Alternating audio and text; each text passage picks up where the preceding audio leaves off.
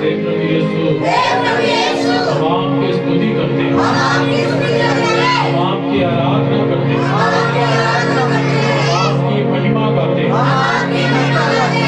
इस समय के लिए हम आपको धन्यवाद देते हैं। हे प्रभु यीशु, अपने पवित्र आत्मा के सामर्थ्य के द्वारा हमें अभिषेक दीजिए। आपके जीवनदायी वचनों को सुनने की और उनको समझने की हमें शक्ति दीजिए, हमें शक्ति दीजिए। Hallelujah, hallelujah. हे पावन आत्मा ईश्वर, हमारे ज्ञान के दाता, हम आपकी स्तुति करते हैं, हम आपका स्वागत करते हैं। इस प्रार्थना में आपका स्वागत है, आपका स्वागत है। Hallelujah, hallelujah. हे प्रभु यीशु, जो भी वचन हम सुनने के लिए जा रहे हैं, उस वचन को पवित्र आत्मा के सामर्थ्य के द्वारा समझने की हमें शक्ति प्रदान कीजिए।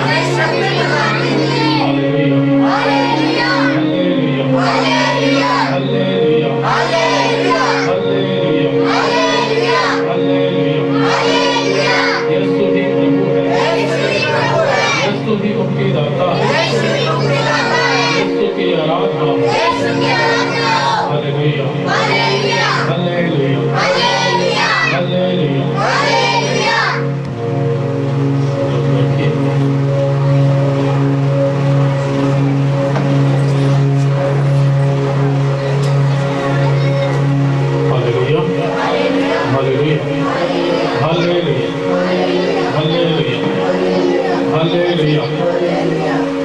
तो यीशु की प्यारे भाई बहनों, प्रभु ने एक और सुंदर दिन और सुंदर समय हमारे जीवन में जोड़ा, ताकि हम सब मिलकर उसकी स्तुति, उसकी आराधना और उसकी महिमा गा सकें।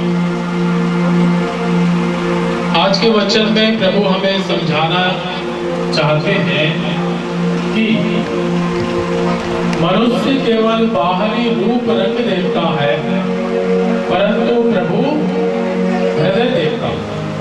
प्रभु क्या देखता है? हम हमेशा दूसरों की कमियां, दूसरों की कमजोरियां देखते रहते हैं, है ना? हम सोचते हैं इसमें इतनी कमी है, ये कैसे प्रभु का काम कर पाएगा?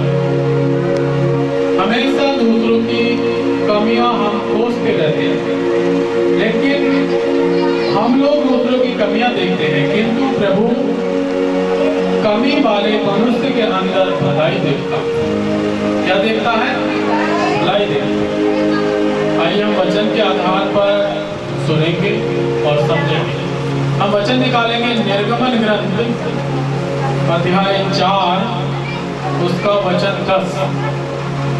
निर्गमन ग्रंथ अध्याय 4 उसका वचन 10 पढ़िए।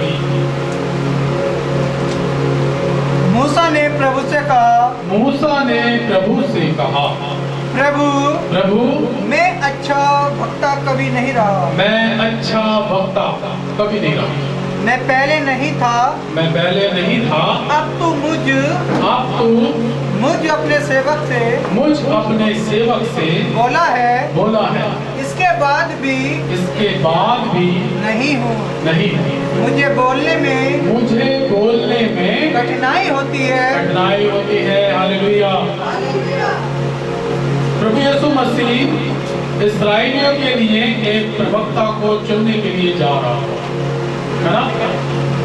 प्रभु यीशु मसीह पिता परमेश्वर इस्राएलियों के लिए अच्छा प्रवक्ता चुनने के लिए जा रहा था।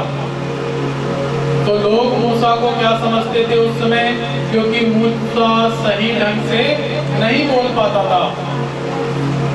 बात समझ में आ रही है आप लोगों की मेरी? Hello, hallelujah. बात समझ में आ रही है?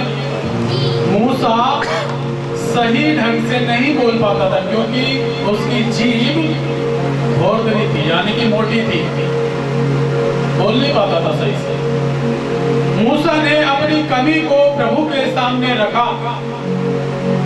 लोग मूसा के अंदर कमी ढूंढते थे, कमी देखते थे। मूसा सही से बोल भी नहीं पाता है, लेकिन प्रभु मूसा के अंदर एक भलाई देखा और उस भलाई के चलते प्रभु ने मूसा को एक अच्छा चरवाहा बनाया। लोगों की दृष्टि में भले ही मूसा के अंदर 1000 कमियां थी, लेकिन प्रभु उसके अंदर एक भलाई देख रहा था। अगला वचन पढ़ेंगे, सामुएल नबी का पहला ग्रंथ, सामुएल का पहला ग्रंथ अध्याय 7 वचन 13 से हम लोग पढ़ेंगे। सामुएल नबी का ग्रंथ, सामुएल नबी का पहला ग्रंथ अध्याय 7 वचन 13। वचन सुनिए आप लोग, जब इधर वचन सुनिए। फिलिस्ती लोग इस तरह पराजित हो गए कि पहला सामुएल अध्याय 7 उसका वचन 13 पढ़िए।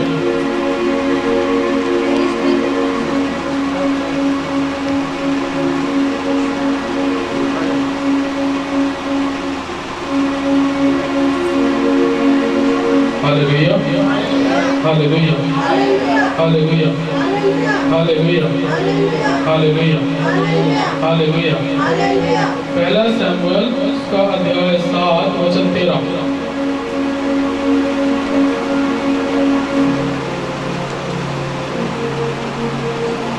न्यायकर्ताओं का पहला ग्रंथ, न्यायकर्ताओं का ग्रंथ अध्याय 6 वचन 15। न्यायकर्ताओं का ग्रंथ, न्यायकर्ताओं का ग्रंथ अध्याय 6 उसका वचन 15 वचन सुनिए। गिदओन ने उत्तर दिया, गिदओन ने उत्तर दिया, क्षमा करें, क्षमा करें महोदय, महोदय, मैं इस्राएल को कैसे बचा सकता हूँ? मैं इस्राएल को कैसे बचा सकता हूँ? मेरा कुल मनस्से में, मेरा कुल मनस्से में सबसे दरिद्र है, सबसे दरिद्र है, और मैं अपने पिता के घराने में, और मैं अपने पिता के घराने में सबसे छोटा हूँ। Hallelujah, hallelujah.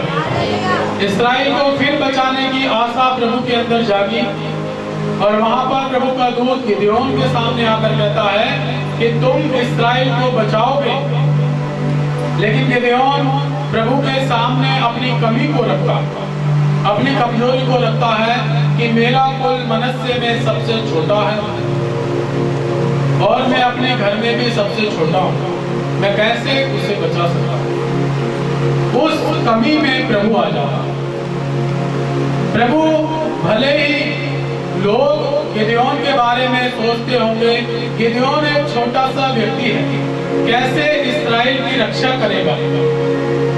लोग भले गिदओन की बुराइयां देखकर चल रहे थे, परंतु प्रभु वहां पर एक भलाई देखता, गिदओन को चुनता है और उस तुच्छ व्यक्ति को लोगों का न्यायकर्ता के रूप में चुनाव करता है और खड़ा कर देता है लाके। और अगले वचन जब हम पढ़ेंगे वहां पर प्रभु आश्वासन देता है, जिनसे तुम डर रहे हो उसे ऐसे मानो जैसे वो एक व्यक्ति है, जिन्हें तुम हजारों की संख्या में देख रहे हो उन्हें ऐसे मानो जैसे वो एक व्यक्ति है। क्योंकि गिदओन का चुनाव किसने किया? लोग भले गिदओन को बुरा भला समझते होंगे, किंतु प्रभु गिदओन के अंदर एक भलाई है और उस भलाई को देखकर गिदओन को इस्राएल का न्याय करता बना। प्यारे साथियों, आज हम भी दूसरों की कमी, घटिया, कमजोरी ढूंढते रहते हैं, हमेशा दूसरों की और एक उंगली उठाते हैं, लेकिन उसी के नीचे 3 उंगलियां हमारी ओर भी संकेत करती हैं कि आप उससे 3 गुना गलत हैं। हालेलुया। हमेशा दूसरों की कमी कमजोरियां ढूंढने से पहले हमें अपने आप को भी देखना। भले ही हम दूसरों को तुच्छ समझते हैं, लेकिन वो व्यक्ति प्रभु की नजरों में महत्वपूर्ण है। क्या जाने जिसे हम आज तुच्छ समझ रहे हैं, कल प्रभु उसे हमारे ही सामने एक दीवार बनाकर खड़ा कर। गिदोन को भले ही लोग तुच्छ समझते होंगे, मनस्से का छोटे कुल का व्यक्ति था, लेकिन प्रभु ने इस्राएल के न्यायकर्ता के रूप में उसका चुनाव किया। गिदोन ने अपनी कमी को प्रभु के चरणों में रखा, उस कमी में प्रभु आ गया और उस कमजोर गिदोन को प्रभु ने महान बनाया। अगला वचन पढ़ेंगे, न्यायकर्ताओं का ग्रंथ अध्याय 11 वचन 1। यहाँ पर प्रभु एक और प्रभु के दास न्यायकर्ता के रूप में हम लोग सुनेंगे। न्यायकर्ताओं का ग्रंथ अध्याय 11 वचन 1। यफ्ते के बाद पढ़िए। गिलआदी यफ्ते वीर योद्धा था। गिलआदी यफ्ते कौन था? एक वीर योद्धा था, लेकिन उसके साथ साथ वो किसका बेटा था? पढ़िए। वह एक वेश्या का पुत्र था। हालेलुया। वो किसका बेटा था? एक वेश्या का पुत्र था। लोगों की नजरों में शायद गिदोन तुच्छ व्यक्ति होगा। वेश्या का बेटा आकर अब यदि आपको सुसमाचार सुनाए या आपके सामने प्रभु के दास के रूप में खड़ा हो जाए, तो हम लोग अचानक एकदम स्वीकार करेंगे उसे? उसका बायोडाटा देखेंगे, कहेंगे कल तक तो इसकी माँ वेश्या थी, आज न्यायकर्ता के रूप में खड़ा हो गया। प्यारे भाई और बहनों, जहां पर मनुष्य की सोच काम करना बंद कर देती है, प्रभु वहां से शुरुआत कर देता है। हमारी सोच बंद हो जाएगी ना, यदि वेश्या का कोई पुत्र हमारे सामने आकर सुसमाचार सुनाने लगे, तो हम लोग क्या देखेंगे? उसका बायोडाटा देखेंगे, कहेंगे कल तक तो इसकी माँ वेश्या का मन करती थी, वेश्या थी, आज बड़ा धार्मिक बन रहा, देखेंगे ना। लेकिन यफ्ते एक वेश्या का पुत्र था, परंतु प्रभु ने उसे चुना। वो एक वीर योद्धा था। वचन पढ़िए अगला। गिलआद यफ्ते का पिता था। वो एक वेश्या का पुत्र होते हुए भी प्रभु के लोगों का न्याय करता था। आइए हम अगला वचन पढ़ेंगे। आमोस नबी का ग्रंथ अध्याय 7 वचन 14।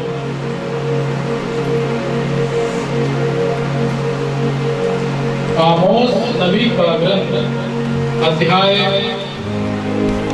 7 वचन 14।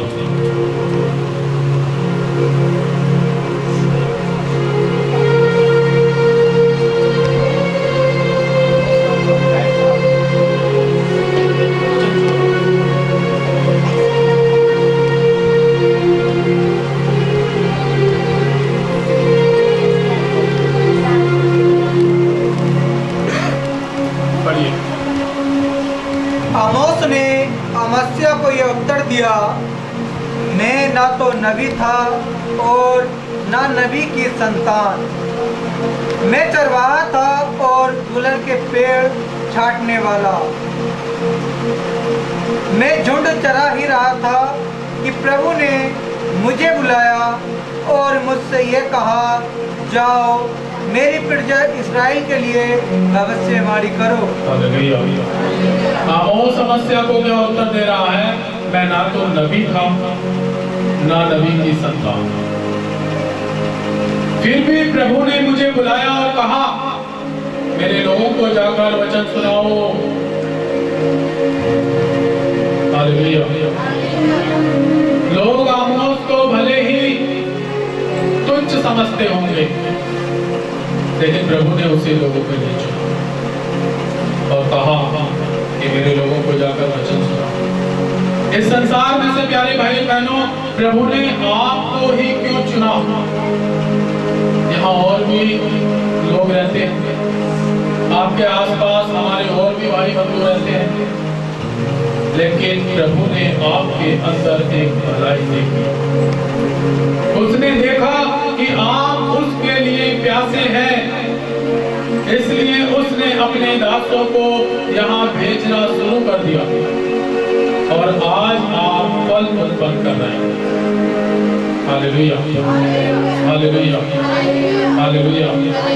जब दाऊद नबी का चुनाव हुआ, यिशै के घर में जब सामुएल नबी गए, तो सामुएल के सामने यिशै का सबसे बड़ा पुत्र लाया गया और जब सबसे बड़ा पुत्र सामुएल के सामने खड़ा किया गया, तो सामुएल ने मन ही मन सोचा, निश्चय ही प्रभु ने इसे ही इस्राएल के राजा के रूप में चुना है। लेकिन वहां पर प्रभु की वाणी सामुएल को सुनाई देती है, सामुएल मनुष्य केवल बाहरी रूप रंग देखता है, परंतु परमेश्वर हृदय देखता। मैंने उसे नहीं चुना। तब सामुएल ने यिशै से कहा, आपके कितने पुत्र हैं? एक एक करके सबको सामुएल के सामने लाया गया और जितने भी पुत्र सामुएल के सामने लाए गए, वे सब प्रभु की नजरों में इस्राएल के राजा के रूप में नहीं थे।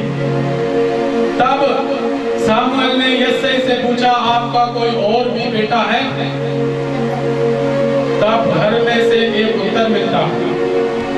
क्या जवाब मिलता है? हाँ है तो, लेकिन वो बकरी चुरा रहा। क्या कर रहा है? बकरी चरा रहा, भेड़ें चरा रहा है। घर वालों की दृष्टि में दाऊद केवल एक घड़िया था, घर के कामकाज करने वाला एक नौकर था। क्योंकि जब छोटे बच्चे होते हैं ना, तो बड़े उन पर अधिकार जताते हैं। बड़े हमेशा छोटों पर अधिकार जताते हैं। इसीलिए दाऊद के ऊपर सब अधिकार जताते थे। परिवार में वो तुच्छ समझा जा रहा था, इसलिए हमेशा दाऊद को एक काम सौंप रखा था, घर के काम काज करना, भेड़ बकरियां चुगाना। जब प्रभु ने दाऊद को चुना और सामुएल जब उसके घर पर पहुंचा, तब यिशै के सारे बेटे लाए गए, लेकिन प्रभु ने कहा, मैं इनमें से किसी को नहीं चाहता। तब यिशै ने अपने छोटे बेटे दाऊद को बुला भेजा। लोगों ने भले ही दाऊद के अंदर बुराइयां देखी, भले ही दाऊद को तुच्छ समझा, भले ही दाऊद को छोटा समझा, लेकिन प्रभु ने उसी दाऊद में एक भलाई को देखी। और जब दाऊद सामुएल के सामने लाया गया, तब वचन कहता है, जैसे ही सामुएल ने दाऊद को देखा, उसका रंग गुलाबी था और उसका शरीर सुडौल था। तब प्रभु ने सामुएल से कहा, उठकर दाऊद का अभिषेक करो। Hallelujah, hallelujah. परिवार की नजरों में छोटा समझने वाला दाऊद, समझा जाने वाला दाऊद, परिवार में चरवाहा समझा जाने वाला दाऊद, और यिशै के पूरे कुटुंब में एक छोटा व्यक्ति था दाऊद, लेकिन उस यहोवा परमेश्वर ने उस दाऊद को इस्राएल का राजा बना दिया। हालेलुया। मनुष्य केवल बाहरी रूप रंग देखता है, किंतु प्रभु हृदय देखता है। इस पर आप जितने भी मन से इस प्रार्थना में भाग ले रहे हैं, भले ही आप हमें दिखावट कर सकते हैं, लेकिन प्रभु इस पल भी आपका मन देखता है। और जितने विश्वास के साथ आप प्रार्थना में भाग लेते हैं, विश्वास कीजिए कि प्रभु आज आपको आशीष देगा। वो जो दाऊद छोटा था, आज इस्राएल के राजा के रूप में उसका अभिषेक किया गया। सब चकित रह गए। यिशै भी अपने मन में सोच रहा होगा, मेरे लंबे चौड़े बेटे बहुत थे, लेकिन प्रभु वहां से शुरू करता है जहां मनुष्य सोचना बंद कर दे। और उसने दाऊद को इस्राएल के राजा के रूप में खड़ा कर दिया। लोगों की नजरों में छोटा समझा जाने वाला दाऊद आज इस्राएल के राजा के रूप में उसका अभिषेक हुआ। अगला वचन पढ़ेंगे, संत मत्ती का सुसमाचार अध्याय 4 वचन 18। संत मत्ती का सुसमाचार अध्याय 4 वचन 18 पढ़िए। गलीलिया के समुद्र किनारे टहलते हुए ईसा ने दो भाइयों को देखा। गलीलिया के समुद्र के किनारे टहलते हुए ईसा ने दो भाइयों को देखा। शिमोन जो पेट्रुस कहलाता है, सिमोन जो पतरस कहलाता है, और उसके भाई अंद्रियास को, और उसके भाई अंद्रियास को। वे समुद्र में जाल डाल रहे थे। वे समुद्र में जाल डाल रहे थे क्योंकि वे मछुए थे। क्योंकि वे क्या सुना, कौन थे? लोगों की दृष्टि में पतरस और अंद्रियास मछली पकड़ने वाले व्यक्ति थे, लेकिन प्रभु ने जब उन्हें बुलाया तब प्रभु ने उनसे कहा, मेरे पीछे चले आओ, आज से तुम मनुष्य को पकड़ा करोगे। लोगों की दृष्टि में भले ही पतरस और अंद्रियास छोटे व्यक्ति थे, मछली मारने वाले व्यक्ति थे, लेकिन प्रभु ने उन्हें ये अधिकार दे दिया कि तुम मेरे नाम से मुर्दों को जिंदा किया करोगे। हालेलुया। तुम मेरा नाम लेकर अब से मनुष्य को पकड़ा करोगे। प्यारे साथियों, हम जिस किसी के विषय में भी छोटी सोच रखते हैं या जिस किसी के बारे में हम लोग गलत सोचते हैं कि प्रभु उसके द्वारा क्या कार्य करेगा, समय आने पर प्रभु उसी व्यक्ति को हमारे सामने खड़ा कर देगा। लोगों की दृष्टि में प्रभु के सभी शिष्य कुछ मछली पकड़ने वाले थे, कुछ चुंगी घर में बैठने वाले थे, कोई अनेकानेक काम करने वाले थे, लेकिन जब प्रभु ने उन्हें चुना और बुलाया तब लोग उन्हें देखकर चकित रहे। हालेलुया। इस संसार में से प्रभु ने आपको भी बुलाया और आज लोग आपको भी देखकर चकित रह जाते हैं। आपके घरों में ब्लेसिंग देखकर, आपके जीवन में प्रभु की आशीष देखकर, आपके खेत खलिहान में अच्छी उपज देखकर, आपके पशुधनों पर प्रभु की आशीष देखकर लोग चकित रह जाते हैं आज भी। अगला वचन पढ़िए, प्रेरित चरित्र अध्याय 9 वचन 13। प्रेरित चरित्र अध्याय 9 उसका वचन 13 पढ़िए। अनानियास ने आपत्ति करते हुए कहा, अनानियास ने आपत्ति करते हुए कहा, प्रभु मैंने अनेक लोगों से सुना है, मैंने लोगों से सुना है कि इस व्यक्ति ने यरूशलेम में आपके संतों पर कितना अत्याचार किया है। Hallelujah, hallelujah. ये किसके बारे में वार्तालाप चल रही है? पौलुस के बारे में, जिसका नाम साउल है। अध्याय 9 जब शुरू से हम पढ़ेंगे तो वहां पर प्रभु पौलुस को दिव्य दर्शन देते हैं और प्रभु पौलुस से एक ही सवाल पूछता है, तुम मुझे क्यों सता रहे हो? क्योंकि वो प्रभु के नाम लेने वाले लोगों को सताता था गलत तरीके से। पौलुस जिसका नाम साउल था अपना जीवन जी रहा था, तब अचानक प्रभु का दर्शन उसे मिलता है और उसकी आंखों की ज्योति चली जाती है। तब प्रभु पौलुस से कहते हैं कि सीधी नामक गली जाओ, वहां पर तुम्हें अनानियस मेरा सेवक मिलेगा, वो तुम्हारे लिए प्रार्थना करेगा और तुम्हारी दृष्टि लौट आएगी। उससे पहले प्रभु अनानियस को जाकर बताते हैं कि मेरा सेवक तुम्हारे पास आ रहा है, पौलुस तुम्हारे पास आ रहा है, उसके लिए दुआ करना। तो अनानियस प्रभु से वार्तालाप कर रहा है, पौलुस की कमियां बता रहा है। पौलुस की क्या बता रहा है? प्रभु, मैंने अनेक लोगों से सुना है ये तेरे संतों पर अत्याचार करता है, तेरे लोगों को सताता है। अगला वचन पढ़िए, प्रभु उससे क्या कहते हैं? उसे महायाजक ने यह अधिकार मिला कि वह यहाँ उन सबों को गिरफ्तार कर ले जो आपके नाम की दुहाई देते हैं। प्रभु ने अननियस से कहा, जाओ, वह मेरा कृपा पात्र है। जाओ, वो मेरा कृपा पात्र है। अनानियस ने पौलुस की कमियां घटियां देखी। प्रभु उसी साउल में एक पौलुस को देख रहा था। हालेलुया। जिस साउल के लिए अनानियस को प्रार्थना के लिए कहा जा रहा था, वो अनानियस साउल के जीवन के बारे में, उसकी हिस्ट्री के बारे में प्रभु को बताने लगा।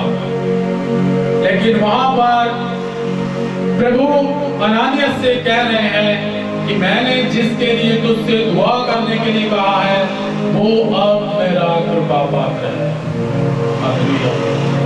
अनानियस पौलुस की कमियां प्रभु को बता रहा था, लेकिन उस कमियों में प्रभु साउल के अंदर एक पौलुस को देख रहा, एक भलाई को देख रहा।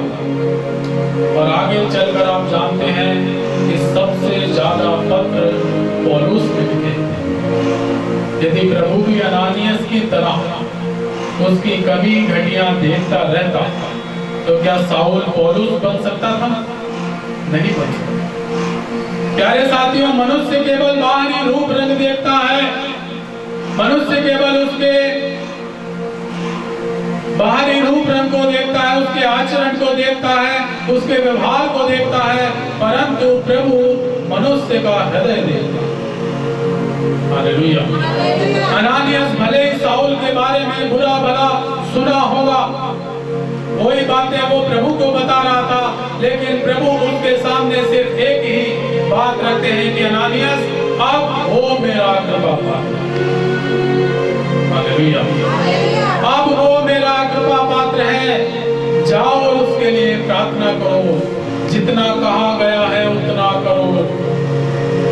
जब प्रभु हमारी कमी घटियां नहीं देख रहा, तो प्यारे साथियों, हम क्यों एक दूसरे की टांग खींचने में लगे?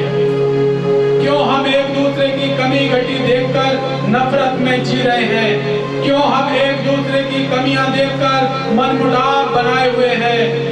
क्यों हम एक दूसरे की कमियां देखकर बोलना छोड़ देते हैं?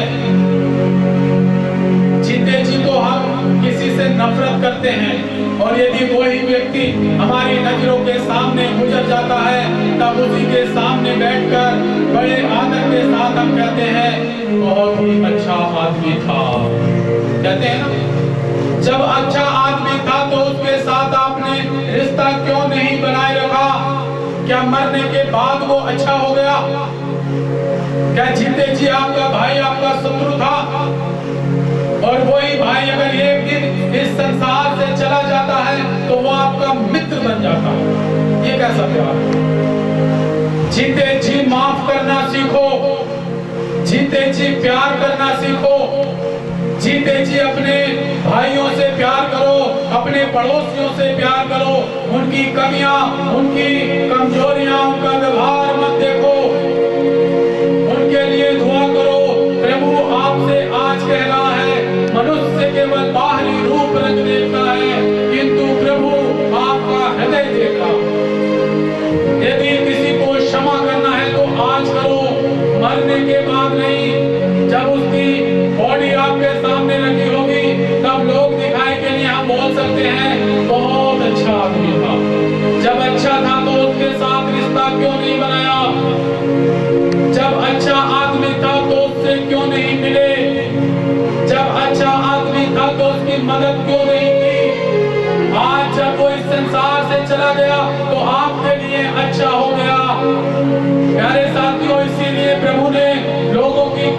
नहीं देखी, उनकी कमजोरियां नहीं देखी। अपने ही परिवार में छोटा समझा जाने वाला दाऊद आज इस्राएल का राजा बन गया। अपने ही लोगों में तुच्छ समझा जाने वाला साउल आज पौलुस बन गया, क्योंकि प्रभु ईसा मसीह ने उसकी कमियों पर ध्यान नहीं दिया। उसने उसके हृदय में भलाई को देखा, उसकी बुराइयों को नहीं देखा। वचन पढ़िए।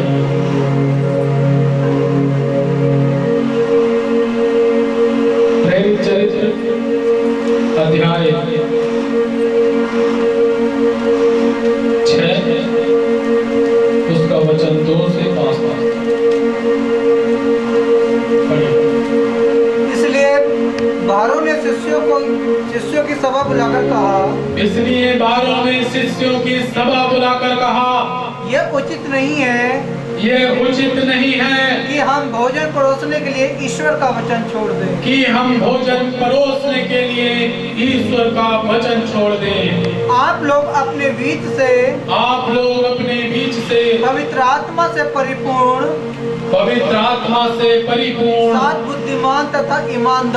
सात बुद्धिमान तथा ईमानदार व्यक्तियों का चुनाव कीजिए। हम उन्हें इस कार्य के लिए नियुक्त करेंगे। और हम लोग प्रार्थना और वचन की सेवा में लगे रहेंगे। प्यारे साथियों, यहाँ पर प्रभु के वचन का प्रचार हो रहा है। वचन में तब यहाँ पर भोजन परोसने की समस्या खड़ी हो जाती है। तब बारों ने मीटिंग बुलाई और कहा कि कुछ लोगों को चुनो जो भोजन परोसते, ताकि वचन के कार्य में बाधा ना आए। तो यहाँ पर अगला वचन जब पढ़ेंगे, स्टेफनोस प्रभु का एक शिष्य था। स्टेफनोस वो पहले रसोइया था, वो लोगों के लिए खाना परोस रहा था, खाना बना रहा था। और अगले ग्रंथों में स्टेफनोस के भाषण के बारे में पढ़िए, वो प्रभु का कृपा पात्र बन जाता है। लोगों की दृष्टि में स्टेफनोस एक खाना परोसने वाला व्यक्ति था, लेकिन प्रभु ने जब उसका चुनाव किया, वो प्रभु का दास बन गया। कृपा पात्र। प्रेरित चरित्र अध्याय 4 वचन 13।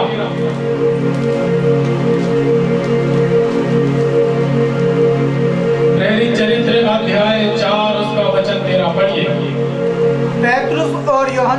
पेट्रुस और योहन को आत्मविश्वास देखकर और इन्हें अशिक्षित तथा अज्ञानी जानकर महासभा के सदस्य अचंभे में पड़ गए। फिर वे पहचान गए कि ये ईसा के साथ रह चुके हैं। Hallelujah, hallelujah. वचन कह रहा है, पत्रुस और योहन को उनका आत्मविश्वास देखकर उन्हें अशिक्षित और अज्ञानी जानकर लोग अचंभे में थे। और पत्रुस और योहन के पास कोई डिग्रियां नहीं थी, बड़ी डिग्रियां नहीं थी। वचन कह रहा है वे अशिक्षित तथा अज्ञानी थे। लोगों की दृष्टि में पत्रुस और योहन अज्ञानी थे, ज्ञान नहीं था, अशिक्षित थे। लेकिन एक व्यक्ति भी उनके सवाल का जवाब नहीं दे पाता था, क्योंकि लोगों ने पत्रुस और योहन की कमियों को देखा, किंतु प्रभु ने उनके अंदर एक भलाई देखी। और उस भलाई में प्रभु ने अपनी महिमा को प्रकट किया। और जब प्रभु ने अपनी महिमा प्रकट की, तब लोग उनका डिग्रियां पत्रुस और योहन के सामने फेल थी। बड़ी डिग्रियां, बड़े ज्ञान पत्रुस और योहन के सामने फेल थे, क्योंकि लोग उनका आत्मविश्वास तथा उन्हें अज्ञानी समझकर तथा उन्हें अशिक्षित समझकर अचंभे में थे। लेकिन बाद में उन्हें पता चला कि प्रभु ने उनका चुनाव किया था, वे प्रभु के साथ रह चुके थे। इसलिए प्यारे साथियों, भले ही लोग आपको बुरा समझते हो, भले ही लोग आपके बारे में गलत मैसेज मन में लेकर चल रहे हो, लेकिन प्रभु की नजरों में आप बड़े हो, आप महान हो। हालेलुया।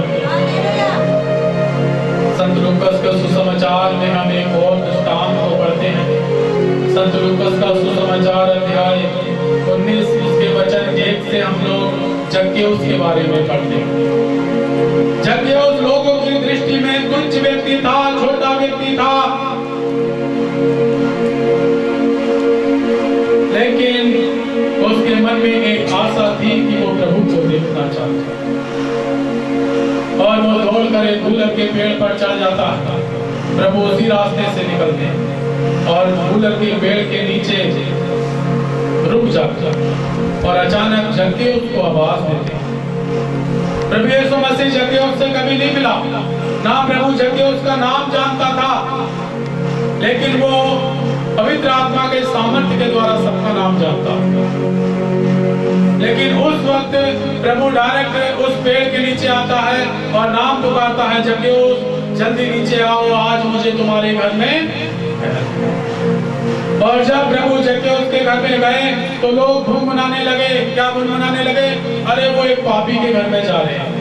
लोगों की दृष्टि में जक्केउस पापी व्यक्ति था, छोटा व्यक्ति था, तुच्छ व्यक्ति था, लेकिन जब उस कमी में, उस कमजोरी में प्रभु यीशु मसीह आ जाता है, तब जक्केउस एक बड़ा व्यक्ति बन जाता है। जक्केउस कहता है, प्रभु मैंने जिस किसी के साथ बेईमानी की है उसका मैं कई गुना उसको वापस लौटा दूंगा। तब प्रभु उससे कहते हैं, आज इस घर में मुक्ति का। प्यारे साथियों, आज इस घर में भी, जिस घर में आप प्रार्थना के लिए बैठे हो, आज इस घर में भी मुक्ति का आगमन हुआ है। Hallelujah, hallelujah. इसलिए प्यारे साथियों, मैं आप लोगों को वचन के आधार पर समझाना चाहता हूँ, दूसरे की कमियां मत ढूंढिए।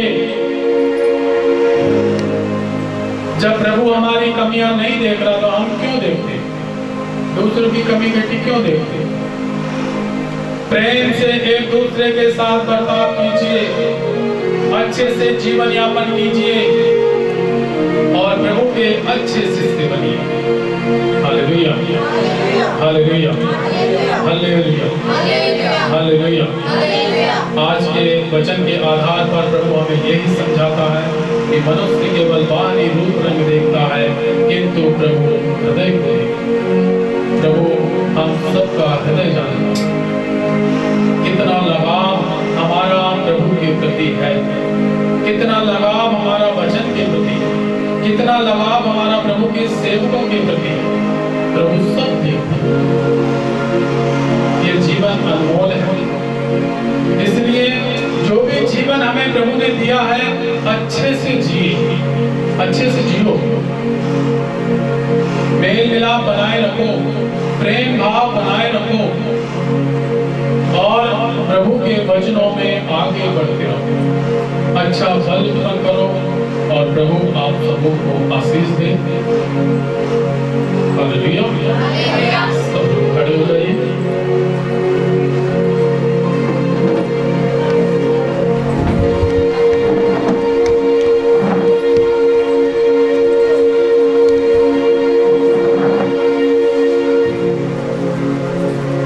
सब लोग ईमानदारी से खड़े हो जाइए।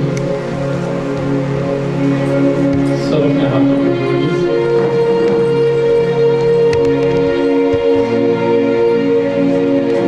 आज के सुंदर वचनों के लिए प्रभु को धन्यवाद दें।